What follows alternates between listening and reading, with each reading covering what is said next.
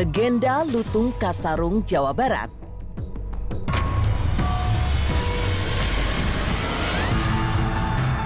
Pada zaman dahulu, ketika kehidupan berjalan selaras mengikuti panduan para leluhur, di Pulau Jawa bagian barat, tepatnya di dataran Sunda, berdirilah sebuah kerajaan makmur bernama Pasir Batang.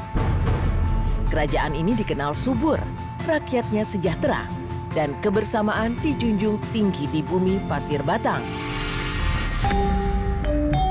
Di singgasana kerajaan bertahta seorang raja yang dihormati bernama Prabu Tapa. Seorang raja yang disegani karena kebijaksanaannya dalam memimpin dan kepeduliannya pada alam. Prabu Tapa memiliki 2 orang putri yang sama-sama dianugerahi kecantikan, namun sangat berbeda dalam sifatnya. Purba Rarang, sang putri sulung, tumbuh dengan sifat angkuh, pemalas dan penuh ambisi. Ia memandang tahta sebagai hak mutlak yang kelak harus jatuh ke tangannya. Sebaliknya, Purbasari, sang putri bungsu, dikenal bukan hanya karena parasnya yang memancarkan ketenangan, tetapi juga karena kelembutan hati dan kepeduliannya pada rakyat kecil. Ia kerap turun ke pelosok desa, membantu yang lemah, dan mendengarkan keluh kesah rakyat tanpa memandang golongan. Ketika usia Prabu Tapa Agung semakin menua, ia mulai memikirkan masa depan kerajaan. Dalam perenungan panjang dan doa-doa kepada Yang Maha Kuasa, sang raja akhirnya mengambil keputusan yang menggetarkan istana. Tahta Pasir Batang akan diserahkan kepada Purbasari, putri bungsunya. Saya memutuskan tahta akan saya serahkan kepada Purbasari. Atur nuhun. Bagi sang raja, kepemimpinan bukan soal urutan kelahiran, melainkan kejernihan hati dan kebijaksanaan jiwa. Keputusan itu bagaikan sambaran petir di siang hari bagi Purba Rarang. Api iri dan dengki membakar hatinya. Harga diri dan ambisinya runtuh seketika. Seluruh pikirannya kini tertuju pada satu tujuan, yaitu merebut kembali apa yang ia anggap sebagai haknya. Purba Rarang telah bertekad untuk menyingkirkan Purbasari dengan cara apapun. Di bawah naungan malam yang sunyi, Purba Rarang mendatangi sebuah gua angker di hutan larangan. Tempat yang dihindari manusia karena dipercaya menjadi sarang kekuatan hitam. Di sanalah tinggal seorang nenek penyihir sakti, makhluk tua yang konon telah lama menjual jiwanya pada kegelapan. Dengan imbalan harta melimpah, Purba Rarang memohon agar adiknya dikutuk, bukan untuk dibunuh, melainkan untuk dirusak kecantikannya, sehingga ia dijauhi manusia dan kehilangan kehormatannya. Akhirnya, kutukan itu pun bekerja dengan sangat kejam. Di suatu pagi, istana gempar. Putri Purbasari terbangun dalam kondisi mengenaskan. Wajahnya dipenuhi banyak bisul besar. Kulitnya kering mengelupas, dan tubuhnya mengeluarkan bau busuk yang menyengat.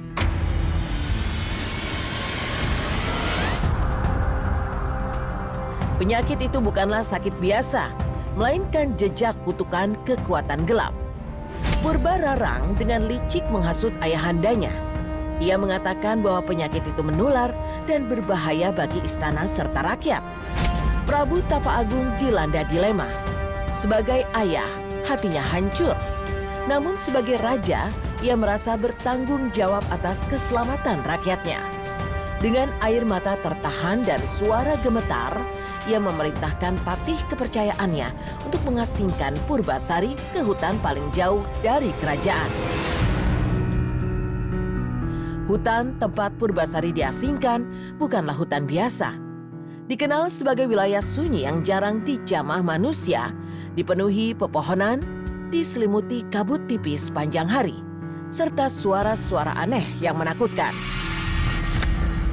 Patih istana membangunkan sebuah rumah berdinding kayu dan beratapkan daun untuk melindungi sang putri dari panas, hujan, dan binatang buas. Hari-hari di pengasingan adalah masa paling kelam dalam hidup Purbasari. Malam terasa panjang, sunyi begitu menekan, dan rasa sepi seolah menjadi sosok yang terus mengintai. Purbasari memilih berserah. Ia menerima nasibnya dengan ikhlas demi keselamatan rakyat dan kerajaan. Seiring waktu, hutan yang awalnya terasa menakutkan perlahan menjadi ruang perenungan. Purbasari mulai berinteraksi dengan alam, burung-burung liar, rusa, dan kelinci seolah menerima kehadirannya. Hutan yang dikenal angker justru memeluknya dalam keheningan yang menenangkan.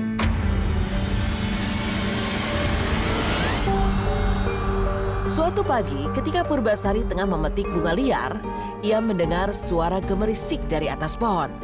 Seekor lutung hitam berayun perlahan di dahan. Matanya tajam namun bersahabat. Hewan itu turun, kemudian menyodorkan sebuah mangga matang bagi Purbasari.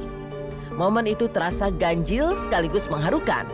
Di tengah keterasingan, ia akhirnya menemukan teman. Walau lutung itu tidak bisa berbicara, namun kehadirannya penuh makna. Lutung hitam itu setia menemani Purbasari, bermain bersama hingga membantu mencari makanan. Purbasari menamainya Lutung Kasarung, yang memiliki arti seekor lutung yang tersesat.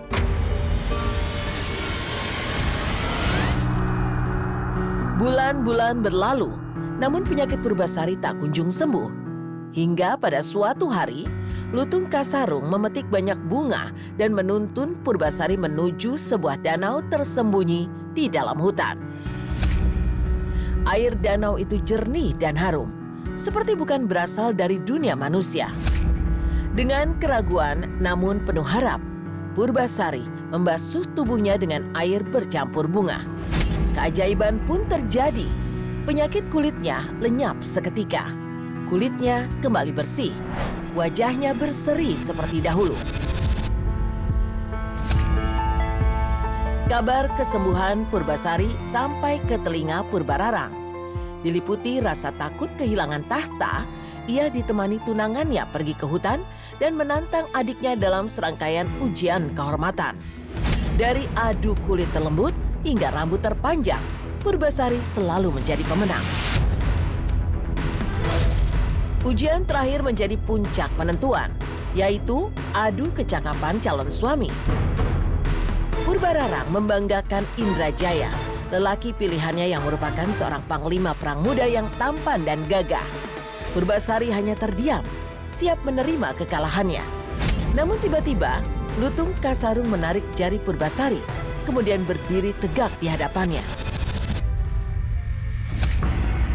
Dengan suara bergetar, Purbasari menyatakan bahwa Lutung Kasarung adalah calon suaminya.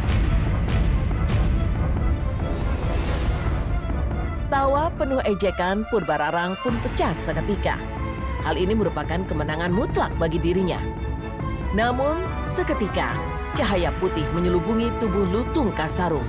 Dan dalam sekejap, wujudnya menjelma menjadi seorang pria tampan, jauh melampaui Indrajaya.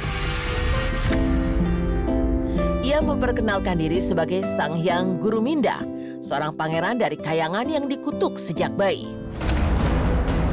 Dan kutukan itu hanya bisa patah jika ada perempuan yang dengan tulus mengakuinya sebagai pasangan.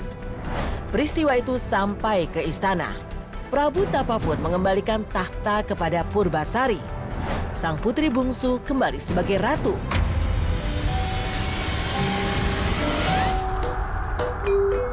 Ia menikah dengan Sang Hyang Guruminda dan bersama-sama memerintah Pasir Batang dengan adil dan bijaksana.